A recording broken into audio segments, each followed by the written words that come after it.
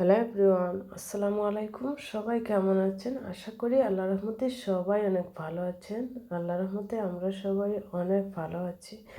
যদিও একটু অসুস্থতার মধ্য দিয়ে যাচ্ছি, কিন্তু তারপরও কষ্ট করে ভয়েস ওভার করতে হচ্ছে, কারণ আপনারা অপেক্ষায় থাকবেন। আপনারা ভাবছেন যে আমি কেন ভিডিও দিচ্ছি না। আসলে মাঝে মধ্যে এক একটা ভিডিও দিয়ে থাকি।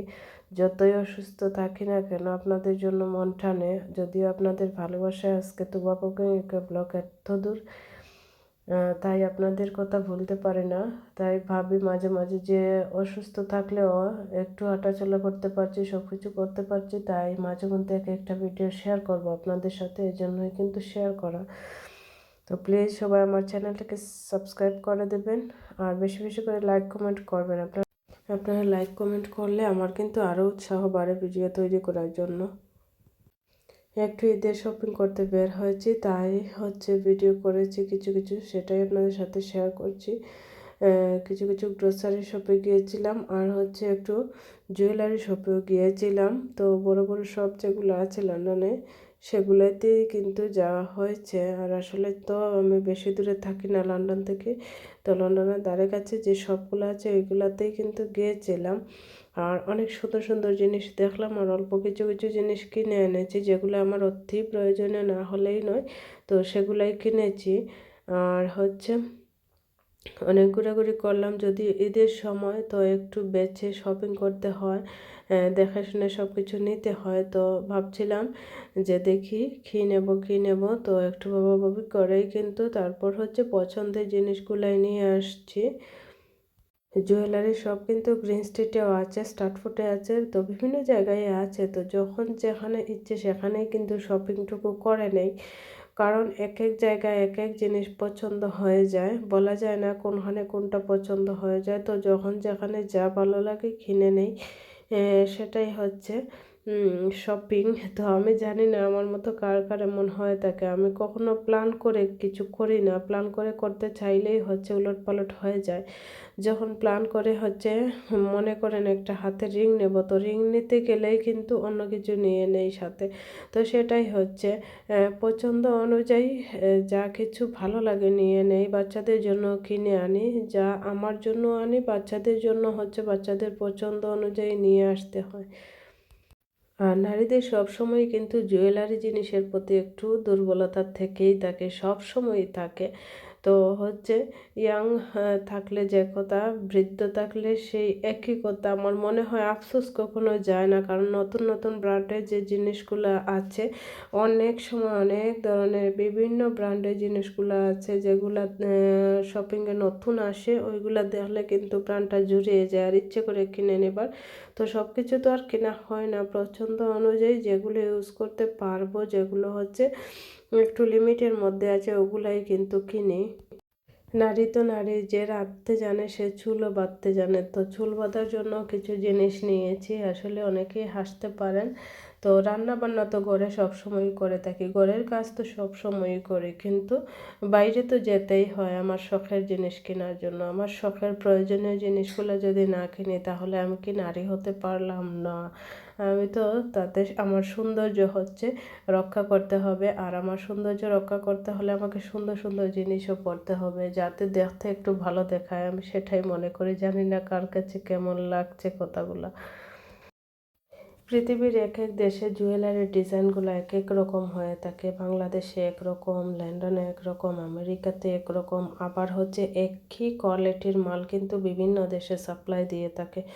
তো পছন্দ হলেই হলো, যাই হোক যে দেশ থেকেই আসুক না কেন, হোক বাংলাদেশি ব্র্যান্ড আর হোক ইংল্যান্ডের ব্র্যান্ড, নাই হলো। তো পছন্দ অনুযায়ী তো পছন্দের জিনিসটা নিতেই হবে, যে কোনো ব্র্যান্ডেরই হোক। সিলেটি ব্র্যান্ডের হলেই হলো, না হলে লন্ডনি ব্র্যান্ডের একটা হলেই হলো, পছন্দ অনুযায়ী কিনতে হবে, সেটাই কথা। আর রান্না বান্না শেষ করে আমরা কিন্তু অলরেডি খাওয়া দাওয়া শেষ করে ফেলেছি, আর খেয়ে দিয়ে এইসব রয়ে গেছে। তো ওগুলা এখন আমাকে গুছাতে হবে। আর কিছু আম কিনেছিলাম, ওগুলা কেসার ম্যাঙ্গো যেগুলা, ওগুলাই কিন্তু কিনেছি, আর কিছু বাংলাদেশি ম্যাঙ্গো কিনেছি। তো সব কিছু মিলিয়ে কিন্তু অনেক জিনিসই কেনা হয়েছে, সবগুলো আপনাদের সাথে শেয়ার করতে পারছি না, কারণ ঈদের এমন ব্যস্ততা, এই ব্যস্ততার মধ্যে কিন্তু সব কিছু শেয়ার করতে পারছি না। অসুস্থতা, ব্যস্ততা সব কিছু মিলিয়েই যাচ্ছে, ঘরে বাইরে হচ্ছে শুধু যাওয়া আসা যাওয়া আসা, তারপর হচ্ছে ঘরে রান্নাবান্না, বাচ্চা সামাল দেওয়া, সব কিছু মিলে অনেক ব্যস্ততার মধ্যে যাচ্ছে। আসলে ঈদ আসলেই কিন্তু সকলেই আমরা একটু ব্যস্ততার মধ্যে থাকি। তো কি আর করার, ঈদ তো করতেই হবে। বছর ঘুরে ঈদ আসে, অনেক আনন্দ, অনেক সুন্দর একটা মুহূর্তময় দিন আসে। আর এই মুহূর্তময় দিনে অনেক আনন্দ তো করতেই হবে, সেটাই কিন্তু সকল মুসলমানদের উপরেই আসে। তো আমাদের দায়িত্ব, কর্তব্য, আর আমাদের জন্য অনেক খুশির একটা দিন। তো সবথেকে বেশি ভালো লাগে ঈদ আসলে। আসলে ঈদের এত খানাপিনা, এত মজা, এত আনন্দ, আসলে কি বলবো, এটাই হচ্ছে ঈদ। ঈদ মানেই হচ্ছে হাসি, আনন্দ। তো সব কিছুই হচ্ছে ভালো লাগা, আর ভালো লাগা থেকেই কিন্তু এত কিছু। তো অনেক কিছু রান্না করেছিলাম, আর অনেক খাবার দাবার হলো। তো হচ্ছে মাঝে মধ্যে এমন মজার মজার খাবার যদিও ঘরে তৈরি করে থাকি, কিন্তু এত কিছু তৈরি করা হয় না। ঘরে একসাথে অনেকগুলো রান্না করি না। তো ঈদ আসলে, কোনো স্পেশাল দিন আসলে হচ্ছে একটু বেশি রান্না হয়ে থাকে, তা না হলে কিন্তু খুব বেশি রান্না করি না। তো যতটুকু দরকারি, যতটুকু প্রয়োজনীয় ততটুকুই করি। আর হচ্ছে একটু সুস্বাদু মজা খেতে চাইলে শুধুমাত্র ঈদেই একটু বেশি রান্না করি। তারপর হচ্ছে পিঠা তৈরি করেছিলাম, অল্প স্বল্প করে তৈরি করেছি, আমি এত বেশি পিঠা তৈরি করিনি, কারণ ঘরে যতটুকু খাওয়া হবে ততটুকুই কিন্তু করেছি। তো মজার সুস্বাদু পিঠা যেগুলো সবসময় আমরা খেয়ে থাকি, ওইগুলাই করেছি।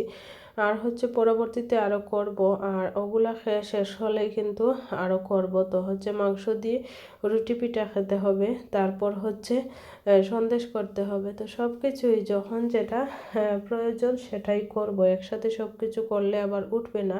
সেজন্যই কিন্তু আমি একসাথে সব ধরনের পিঠা করিনি, এই পিঠাগুলোও তৈরি করেছি। তো ওগুলা খেয়ে শেষ হয়ে গেলে আমি কিন্তু আবার নতুন পিঠা তৈরি করব, কারণ ঈদের সময়, এই সময়টুকুতে যেটুকু খাওয়া সেটুকুই, এরপরে কিন্তু করব করব বলে আসলে পিঠা সবসময় করা হয় না, সবসময় খাওয়াও হয় না। ব্যস্ততা, অসুস্থতা সব কিছু মিলিয়ে বছর একরকম চলেই যায়। এরকম আনন্দ কোনো মুহূর্ত ছাড়া আর কিন্তু অন্য সময় এরকম জিনিসগুলো তৈরি করি না।